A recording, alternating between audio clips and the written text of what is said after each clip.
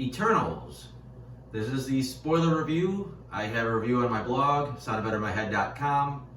I don't think there's any spoilers in there. In fact, it's a pretty short review.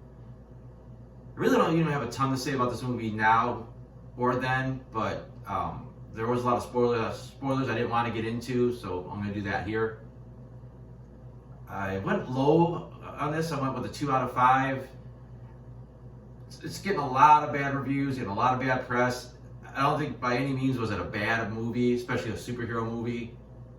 It was just okay. Like, it had some stuff I liked. There wasn't anything that I hated about it. It was just kind of there. It's not really a movie on a big rush to watch again. I'll get to it a little bit more in detail, but I did like the action sequences. The characters were fine, but I really didn't have a favorite. There wasn't anyone I was looking forward to seeing more of. They were just kind of there. I don't know a ton about the Eternals from the comic books, but I know enough that plot-wise, there wasn't a lot of big surprises. Like, I wasn't that surprised that Icarus turned evil. I wasn't that surprised that he was responsible for Ajax's death. I wasn't surprised at all that there was a baby celestial in the Earth that was going to emerge and destroy it. I mean, it was pretty obvious from the trailers, and like I said, the little bit of knowledge that I do have about the Eternals, that was where things were heading. But I think it starts off great. You set up that these deviants are pretty tough, so you got a decent villain, and you got the one that's starting to evolve. Problem with that is he has to kill off Eternals to evolve, so there's only so far this thing's going to go without having any, where he still has Eternals left to fight.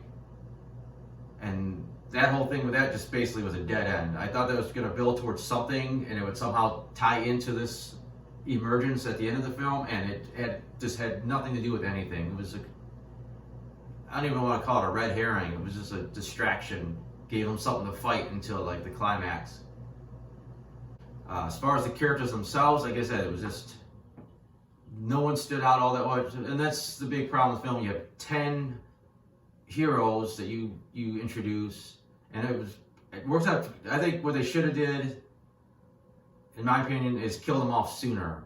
So you start off with 10, they have this big fight or whatever, and then throughout history, you start losing them, and you get down to like a core team, and you can still have a couple expendable for now, but instead you got 10 characters. They got to have their 10 personalities and what they want out of life besides their mission, and you get these love triangles, and it's just too much, and it just doesn't give a chance for anybody to really stand out of this crowd. And you're trying to balance the screen time with everybody, but it's all their first appearance,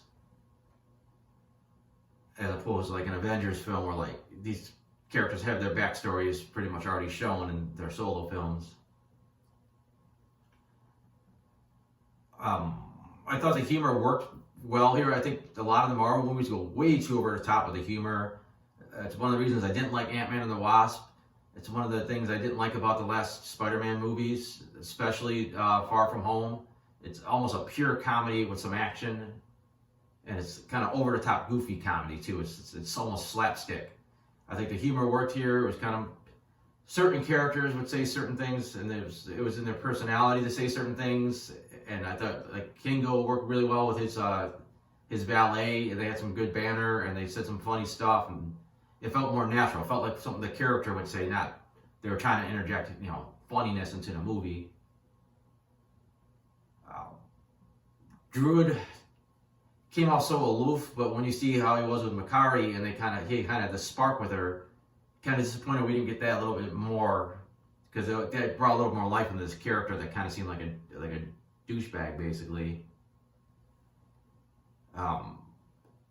Special effects were fine for the most part. There was some wonky stuff. Sometimes when Icarus was flying, it looked clearly CG. We know that all the deviants were CG, but for the most part, I think they looked pretty good. I thought the more humanoid Crow got, the more CG he looked, the more fake he looked. His final form, just the way they did his face, it just looked off. It just looked CGI. It didn't look like anything was standing in front of Athena or any of the other characters he was, sparring off with. action sequences are actually really good. Those 3 solid action sequences. There's the one in the beginning where they all fight the deviants, and it's got this Justice League vibe where all these godlike heroes are using their powers to fight this to work together.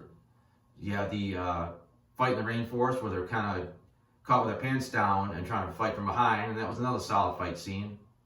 Just kind of seeing them kind of desperate, a lot of desperate measures to try to win. And then the final scene was them taking on Icarus, which again had that Justice League vibe. It's like everyone trying to stop Superman, except these guys actually seem to fare a little bit better than the Justice League did trying to take out Superman in the Zack Snyder movie or the Joss Whedon movie. Which was a little disappointing actually, because now that I've seen Superman versus everybody so many times, the Icarus versus everybody was kind of like, okay, it's kind of been done before. But it still looked cool. And then Crow shows up. I thought that was going to be a big thing. Like, he's got the power, his own powers plus the power of 2 Eternals. So which side does he pick? And it kind of doesn't do anything. He just shows up, gets chased off to a cave, and then Athena kills him. And that's it. And he's done. And then the end of the film itself is just really convoluted. They had this goofy idea. They're going to create the Unimind, and they're going to put this emerging Celestial to sleep before he destroys the Earth. And I'm fine with that. And then that doesn't work. And then somehow they still create the Unimind without these special bracelets. And everyone that was... Like, Icarus suddenly decides to not kill everybody and joins in. I know it's because he loves Circe, but it's just kind of weird how he's like, I want them to kill everybody for this, but okay, now I changed my mind at the last second. And they supercharge Circe to turn the thing to stone and kill it. Which is, it was alright, but just the way it was done, it wasn't really explained well, and just really didn't have any like emotion to it. And then the end, like, it's just too much of a cliffhanger. Like, I don't think this film earned a cliffhanger ending. And here comes the Celestials and takes the Earthbound team off into space to judge everybody or judge humanity. And leaves poor Dane Whitman sitting there like, oh, I was going to tell you my origin story, how, I was the Black Knight or descended of the Black Knight. And that's also another way, you're trying to introduce Dane Whitman into the mix, plus these other 10 superheroes. I'd like to see where they go forward with the Black Knight, but you honestly could have just had Circe dating Joe Schmo, just any random dude, and just had him kind of be in the beginning. He doesn't need a backstory. He doesn't need to be a superhero, about to emerge to the world. Just some guy that she's in love with, and she's moved on from Icarus to this guy. But instead, they wanted to be an established character that he said he just gets no screen time. He's in the beginning. He basically shows up at the end, and that's it. And that takes us to the post credits and the mid credits. The mid credit, we introduce Pit Patrol. The CGI looked pretty bad.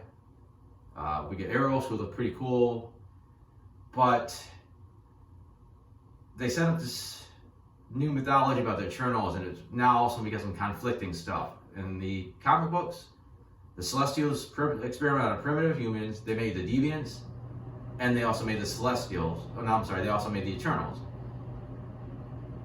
So they all both have ancestors that were humans, and basically one group of Celestials stays on Earth, like Athena and Ajax and all them, and another group of Celestials goes to the moon of Saturn, which is called Titan, and they have this whole thing, and eventually they reproduce, and you get 2 brothers, Eros and Thanos. And Thanos looks different because he's got a deviant DNA somehow, just from his lineage.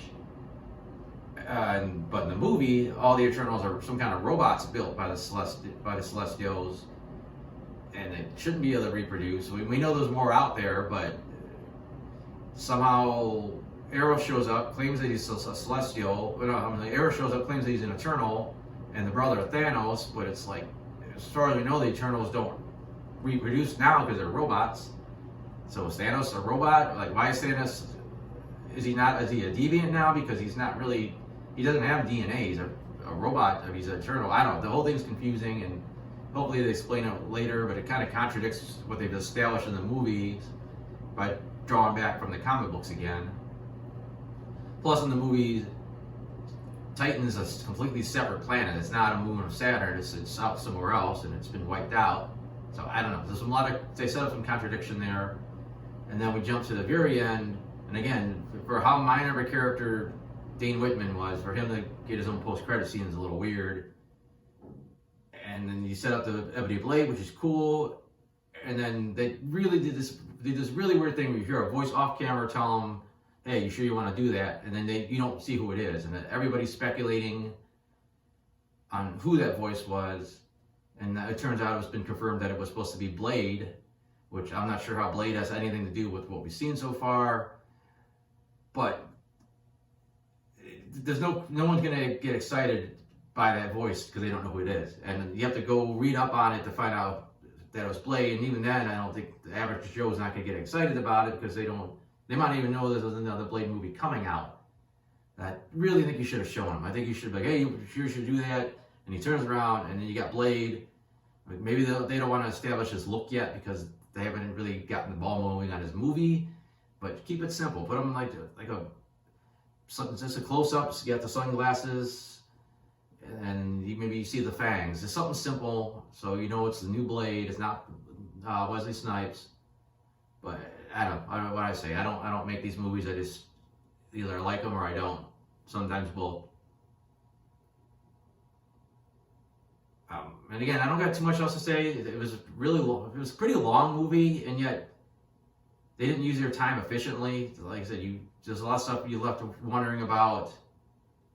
So you probably should have cut out some of the characters, cut out some of the length.